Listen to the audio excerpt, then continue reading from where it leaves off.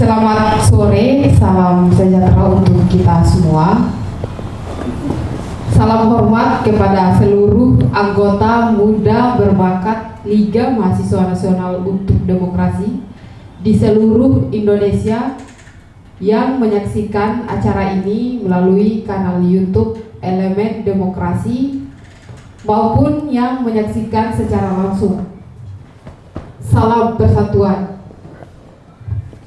Yang kami hormati Ketua Umum Liga Mahasiswa Nasional untuk Demokrasi, Bung Samsudin Saman. Yang kami hormati Sekretaris Jenderal Liga Mahasiswa Nasional untuk Demokrasi, Bung Samsul Ma'arif. Yang kami hormati Koordinator Posko Nasional Liga Mahasiswa Nasional untuk Demokrasi, Bung Zulfikar Hasan, serta kepada tamu undangan yang hadir dalam acara sore hari ini. Pertama-tama, marilah kita memanjatkan puji dan syukur kepada Tuhan Yang Maha Esa, karena atas berkatnya kita masih diberi kesempatan dan kesehatan untuk berkumpul dan menyaksikan acara deklarasi Posko Nasional Liga Mahasiswa Nasional untuk Demokrasi. Saya Febi Rahmayana sebagai pemandu acara akan menyampaikan agenda kita pada sore hari ini, yaitu deklarasi Posko Pengaduan Nasional Liga Mahasiswa Nasional untuk Demokrasi dengan tema Bersama Liga Mahasiswa Nasional untuk Demokrasi, lawan liberalisasi dan komersialisasi pendidikan, bangun hilirisasi dan industrialisasi nasional, serta dukung sekolah rakyat dalam bingkai persatuan nasional. Kawan-kawan seperjuangan, semangat posko pembangunan ini berdasarkan problem yang ada dalam dunia pendidikan, yang mana sampai hari ini belum menemukan solusi atau jalan keluar. Sistem pendidikan kita hari ini, kawan-kawan, berorientasi pada mekanisme pasar, yang dimana mulai dari kenaikan UKT, komersialisasi riset, privatisasi kampus melalui status badan hukum, serta dominasi asing dalam pengembangan ilmu pengetahuan. Ini merupakan wujud nyata liberalisasi pendidikan yang mencabut hak rakyat untuk dapat mengakses ilmu pengetahuan. Itu ringkasan pijakan teoritis penggalangan posko pengaduan ini. Nah, di tengah-tengah kita sudah hadir Sekretaris Jenderal Liga Mahasiswa Nasional untuk Demokrasi, Bung Samsul Ma'arif, dan juga Koordinator Posko Nasional Pengaduan ini, yakni Bung Zulfikar Hasan. Mereka akan menjelaskan secara ringkas tujuan posko, cikal bakal pembangunan posko ini, dan bagaimana teknis pembangunan posko nasional ini nantinya. Langsung saja kita persilakan kepada Sekretaris Jenderal dan Koordinator Posko Nasional ini untuk menjelaskan secara detail mengenai tujuan, cikal bakal, dan teknis pembangunan posko. Kepada Bung Samsul Ma'arif selaku Sekjen, kami persilahkan. Izin ya.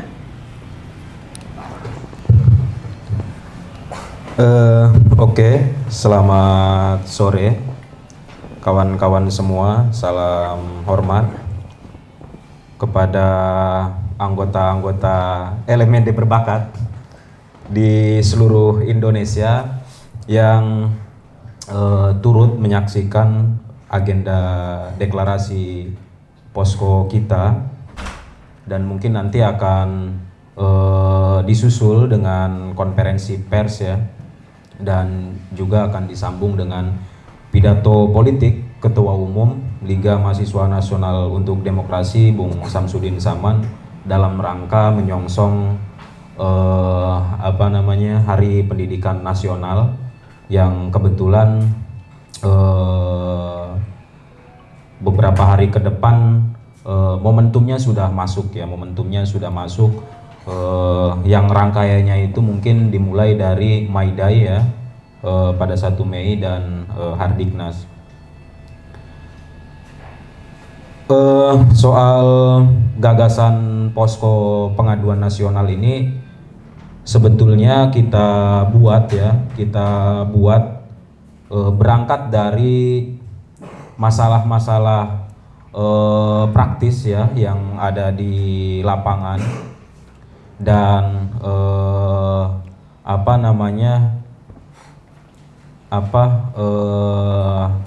jadi kita menemukan banyak problem di dunia pendidikan kita, khususnya di perguruan tinggi, yang memang dalam beberapa tahun terakhir masalah pendidikan dengan skema liberalisasi dan komersialisasi ini menjadi isu strategis LMND gitu. Jadi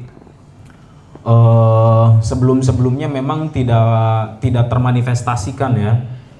Isu yang kita angkat ini tidak termanifestasikan dalam sebuah gerakan nyata yang beberapa tahun terakhir kita hanya menyelenggarakan aksi-aksi penolakan tanpa memiliki skema yang jelas untuk melihat secara nyata praktek liberalisasi itu ada gitu dan konkret gitu. Makanya yang harus diperhatikan adalah ini satu kesatuan. Jadi posko pengaduan nasional ini adalah satu kesatuan dari program politik LMND yang beberapa tahun terakhir dirumuskan gitu di dalam kongres-kongres kita dan agenda-agenda besar organisasi kita gitu. Nah, praktek liberalisasi dan komersialisasi pendidikan ini memang sudah berlangsung lama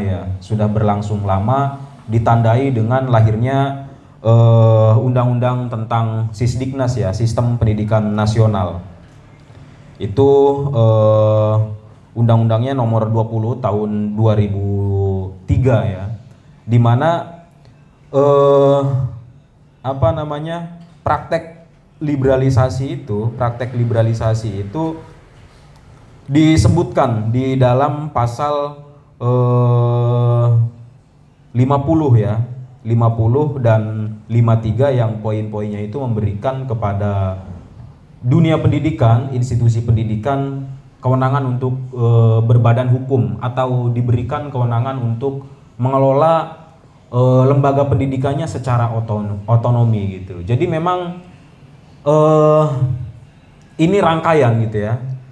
Undang-undang tentang Sisdiknas ini lahir bagian dari rangkaian reformasi gitu. Bagian dari rangkaian reformasi yang menandai dibukanya keran demokratisasi di semua sektor gitu. Jadi pasca tumbangnya Orde Baru, semua keran-keran demokratisasi itu dibuka. Semua keran-keran demokrasi itu dibuka, tidak saja terbatas pada politik gitu ya.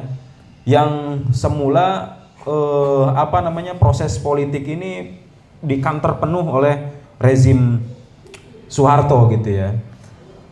Nah, pasca reformasi keran-kerannya dibuka dari sektor ekonomi, dari sektor politik, pun juga di dunia pendidikan gitu. Jadi di dunia pendidikan diberikan otonomi yang memang ini esensinya agak bergeser ya. Kenapa bergeser? Karena cita-cita awal dibuatnya Undang-Undang Nomor 20 Tahun 2003 tentang Sisdiknas itu sebetulnya memberikan kebebasan akademik di kampus yang sebelumnya memang ditutup rapat-rapat, dikontrol rapat-rapat gitu oleh kekuasaan Orba. Jadi yang diberikan itu sebetulnya otonomi untuk kebebasan akademik.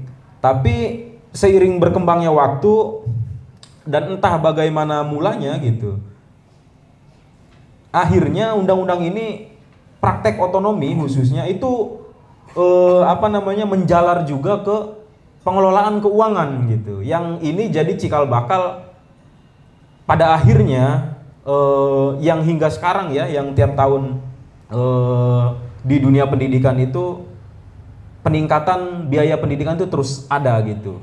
Jadi biaya pendidikan itu tidak flat ya, tidak flat. Kalau dalam kredit itu kita kenal istilah flat gitu ya, pembayaran yang tetap segitu-gitu saja, tapi dia terus meningkat gitu di setiap angkatan gitu, sehingga ini nggak bisa dibiarkan. Kalau dibiarkan terus-menerus mau sampai kapan, dan tentu saja implikasinya itu terhadap keberlangsungan orientasi dunia pendidikan kita ke depan yang terus mahal dan akan sulit diakses oleh masyarakat luas, khususnya masyarakat yang dikategorikan kelas menengah ke bawah. Jadi berangkat dari situ sistemnya sudah terang ya, sudah jelas. Sistemnya liberalisasi dan komersialisasi dan juga swastanisasi, di mana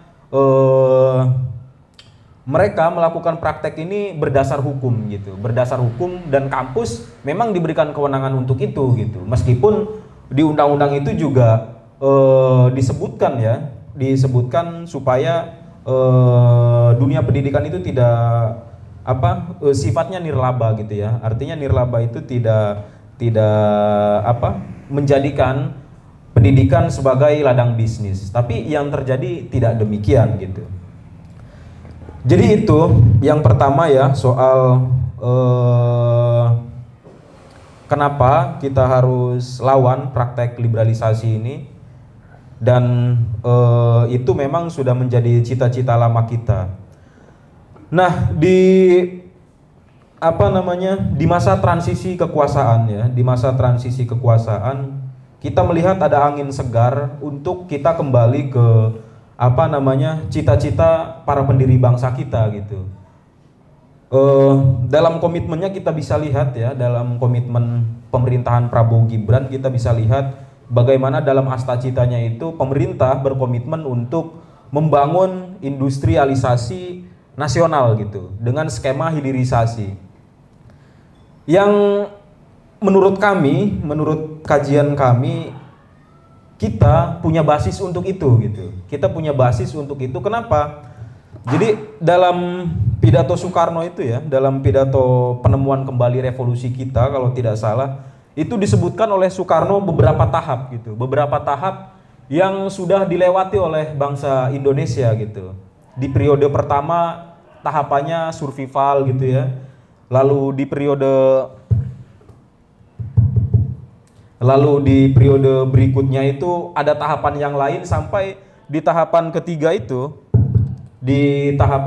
itu kita masuk ke periode resources gitu. Bagaimana bangsa Indonesia ini mampu mengelola kekayaan alamnya sendiri. Nah, periode ini penting ya, periode pengembangan resources dengan SDM dan SDA yang kita punya ini menjadi prasyarat penting untuk bangsa kita sebetulnya mampu berdaulat dan berdikari gitu. Berdaulat secara ekonomi, berdaulat secara politik, dan yang lain-lainnya sebetulnya mampu. Kita punya basis objektif itu gitu. Tapi persoalannya apa yang dicita-citakan para pendiri bangsa ini kemudian terdistrupsi dengan kekuasaan Orba yang yang militeristik gitu ya, yang memobilisasi kekuatan militer untuk menciptakan kondusivitas gitu, sehingga orientasi yang digagas oleh para pendiri bangsa kita itu bergeser menjadi liberal kapitalistik seperti yang terjadi hari ini gitu, termasuk juga di dunia pendidikan kita.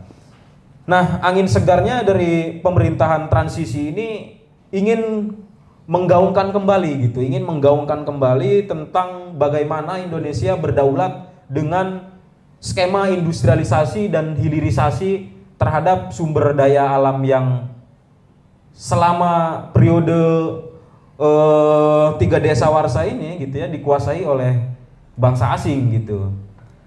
Nah, kalau skema ini dilakukan ya, apa yang diinginkan oleh para pendiri bangsa kita dahulu dan termasuk juga yang dicita-citakan oleh kita di LMND itu berpotensi terwujud ya, berpotensi terwujud. Jadi pendidikan ilmiah gratis, ilmiah, demokratis dan mengabdi kepada kepentingan nasional seperti yang dicanangkan Soekarno di masa dahulu ya, di masa dahulu.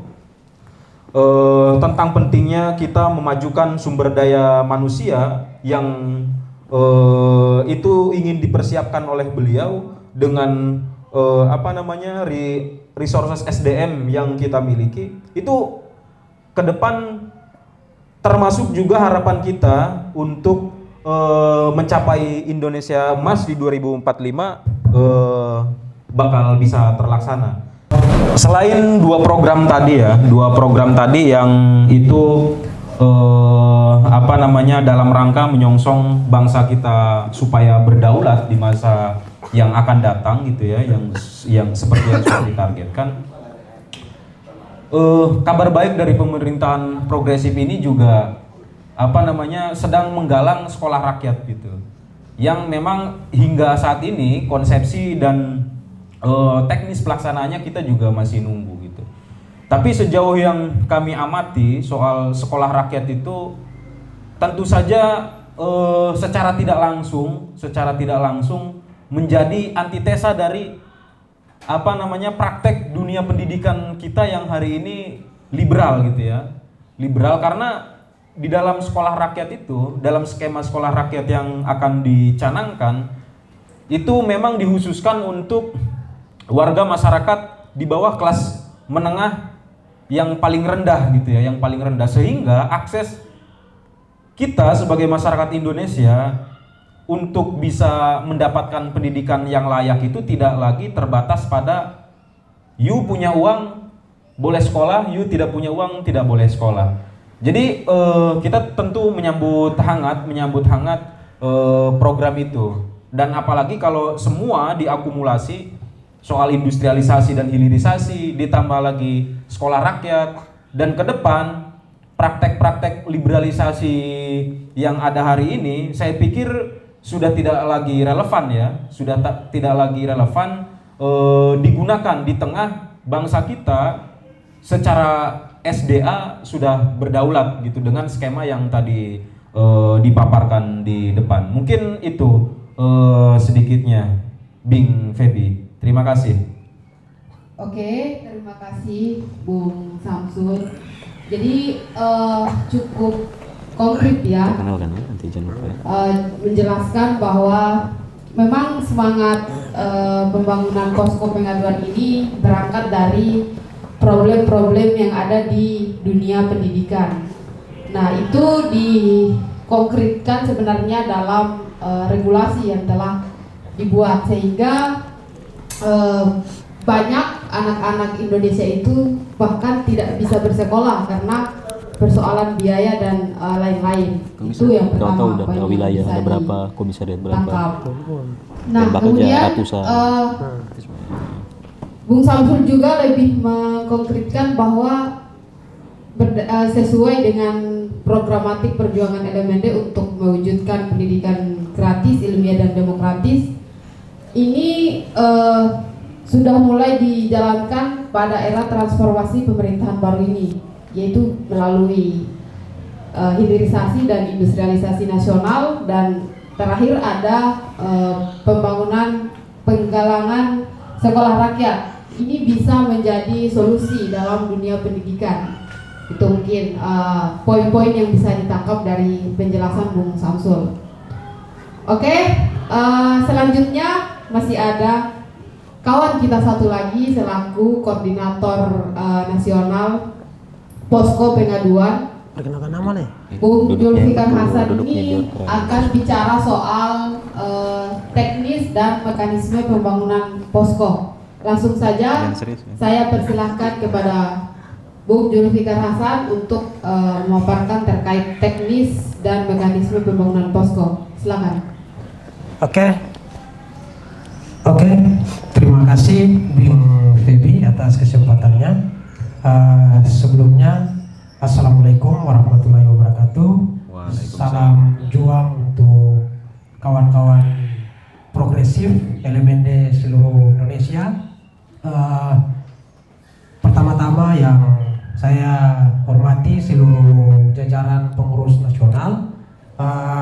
Di sini juga hadir Sekretaris Posko Nasional Bung Agung Prianto, dan juga selaku pimpinan politik LMND Daerah Khusus Jakarta Bung Betran, ikut membersamai deklarasi dan konferensi pers kita hari ini. Mungkin secara teoritik kemudian sudah dijelaskan oleh Sekretaris Jenderal Liga Mahasiswa Nasional untuk Demokrasi kenapa posko pengaduan nasional ini kemudian dibangun. Saya selaku koordinator posko nasional akan menjelaskan terkait dengan teknis atau mekanisme pembangunan posko di tingkatan wilayah maupun tingkatan kabupaten kota maupun tingkatan komisariat. Mungkin dalam beberapa bulan kemarin kami eksekutif nasional telah menurunkan Juklas dan juga Juknis. Secara garis besar untuk pembangunan posko ini yaitu mengintegrasikan kawan-kawan di tingkatan komisariat. Kawan-kawan di tingkatan komisariat yang menjadi basis pengorganisasian LMND di seluruh Indonesia itu dalam tahapan pembangunan posko, pertama yang harus dilakukan adalah melakukan deklarasi sama seperti yang dilakukan oleh eksekutif nasional. Dalam deklarasi itu kawan-kawan bisa melakukan baik itu dalam bentuk diskusi maupun seminar sebagai tanda bahwa posko itu kemudian telah dibangun. Itu yang pertama. Terus yang kedua, dalam pembangunan posko juga kawan-kawan harus mengibarkan bendera. Itu paling penting dalam pembangunan posko, mengibarkan bendera bahwa LMND benar-benar serius sebagai solusi untuk mengatasi masalah pendidikan yang kemudian telah dijelaskan oleh Sekjen tadi. Karena problem pendidikan ini menjadi satu problem pokok di negara kita hari ini. Terus mungkin dalam pembangunan posko yang telah diarahin oleh kawan-kawan eksekutif nasional masih bersifat solo, tapi kawan-kawan juga bisa menggalang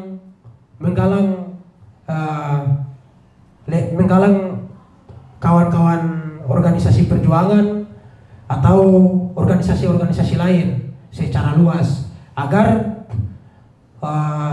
isu yang nanti kita bawa soal pendidikan itu meluas. Nah, itu yang ketiga.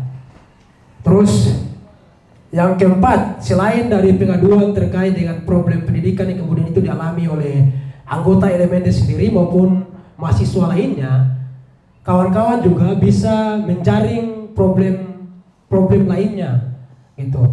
Baik itu problem kedaerahan maupun problem kendaraan di tingkatan kabupaten kota maupun di tingkatan wilayah gitu.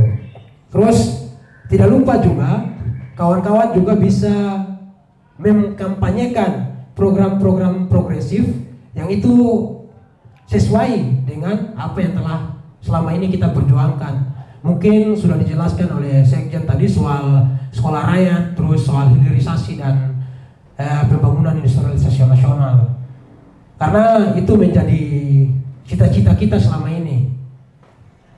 Mungkin sepintas apa yang kemudian saya sampaikan selaku koordinator nasional pembangunan posko, mungkin kawan-kawan LMND di tingkatan wilayah, tingkatan kabupaten kota maupun komisariat bisa lebih jauh mempelajari dan menerjemahkan arahan yang telah diturunkan oleh eksekutif nasional.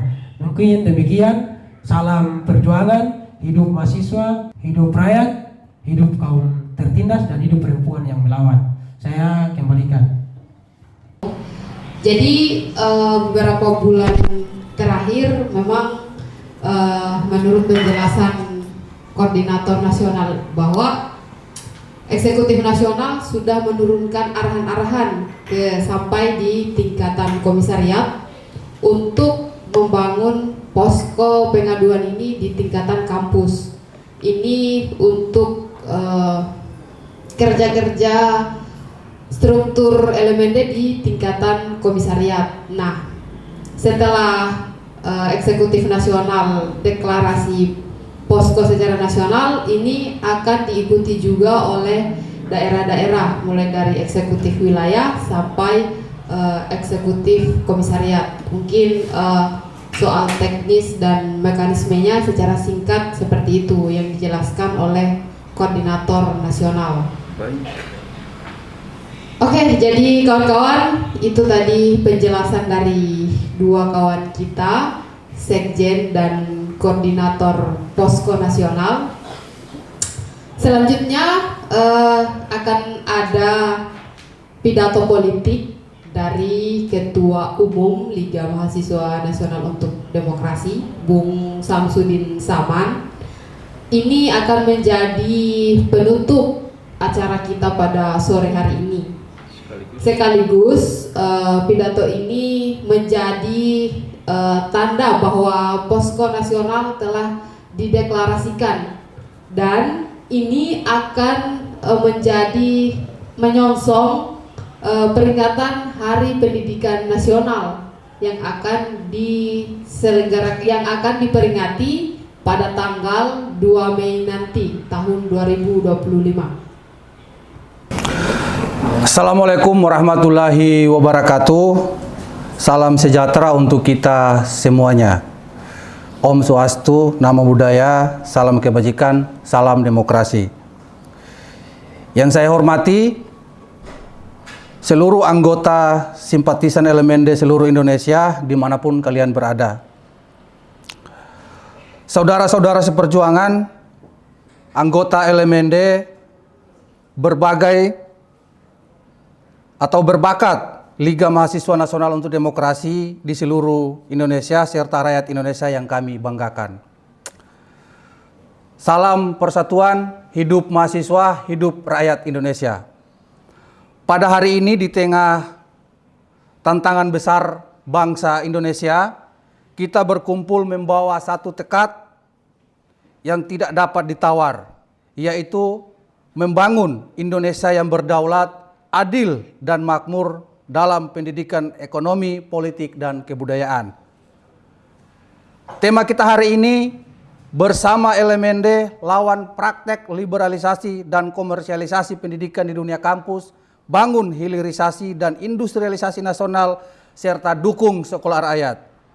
Bukan sekedar rangkaian kata, ini adalah refleksi dari perjalanan panjang perjuangan rakyat Indonesia yang menginginkan kedaulatan sejati dengan tatanan dunia yang lebih adil dan demokratis, yang selaras dengan cita-cita para pendiri bangsa kita terdahulu.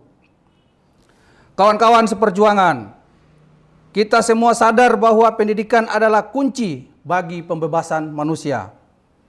Pendidikan adalah jalan untuk membangun kesadaran, mengasah daya kritis, dan memperkuat kemampuan rakyat untuk mengolah nasibnya sendiri. Namun hari ini kita menghadapi kenyataan yang pahit. Pendidikan telah diliberalisasi dan diswastanisasikan. Pendidikan kita telah diserahkan kepada mekanisme pasar. Kampus-kampus kita tidak lagi menjadi arena pembentukan intelektual pembebas, tetapi berubah menjadi pasar yang memperjualbelikan ilmu dan gelar. Kenaikan UKT, komersialisasi riset, privatisasi kampus melalui status badan hukum serta dominasi asing dalam arah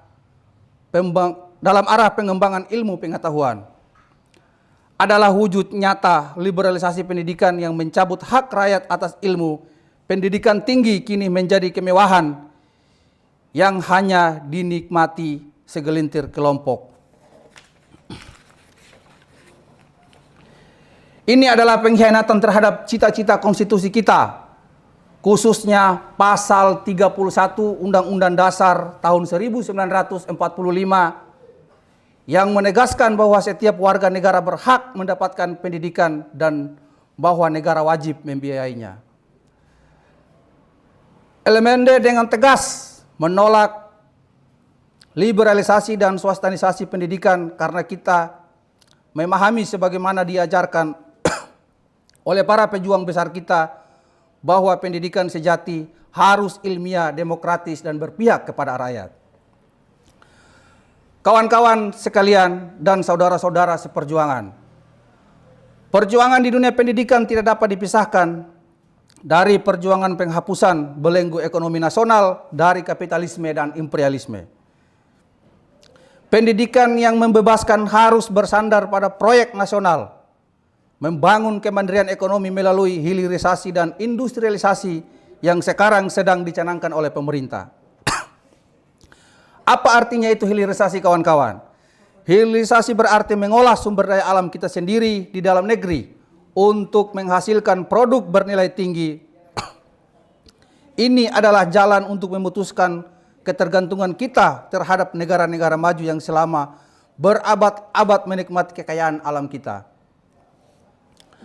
Apa artinya industrialisasi nasional? Industrialisasi nasional berarti membangun industri strategis yang dikuasai bangsa sendiri, memperkuat ekonomi berbasis produksi, dan mengangkat harkat dan martabat buruh, tani, nelayan, serta kaum miskin kota. Tanpa hilirisasi kita akan menjadi bangsa yang pengirim bahan mentah. Tanpa industrialisasi nasional, rakyat kita hanya akan menjadi kuli di negeri sendiri. Oleh karena itu, LMND mendukung penuh arah pemerintah nasional di bawah kepemimpinan Presiden Prabowo Subianto yang menetapkan hilirisasi, industrialisasi, serta kemandirian ekonomi dalam program prioritas sebagaimana tertuang dalam Asta Cita.